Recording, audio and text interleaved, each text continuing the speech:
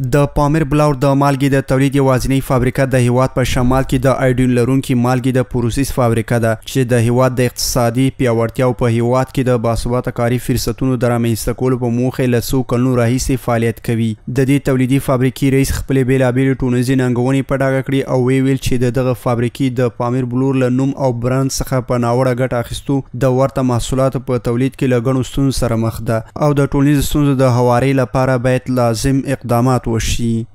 نام ما را، فونت خط ما را، سالات ما را، حتی پشت سر ایزوهایی که ما داریم، ایزوهای بین المللی، کلش اینا چی کردن؟ با این یک نوی سیات شما این یک نو اضافه کردن. این پشت سر شما سعی کنین 4 تا ایزو را تقلب کردن. این در کجاست 4 تا ایزو؟ در کدام فابریکه است؟ فابریکه هم نامش زده، حتی خشت طلای ما هم زده.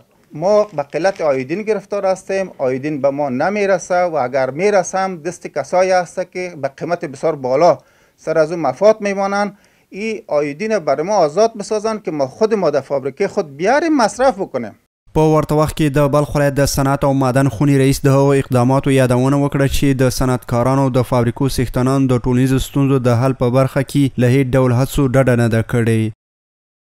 ما پیل زیاتره کوشش ما است که هر کسی تولیدی با کیفیت و استاندارد داشته باشه و یک لوگو داشته باشه، او با همون لوگوی خود کار بکنه، با برند خود کار بکنه و کسی که مانند از او تقلب میکنه ما جلوی از اونا را تا جایی گرفتیم و فعلا در کوشش در آینده مکمل باید جلوی چیزا را بگیریم.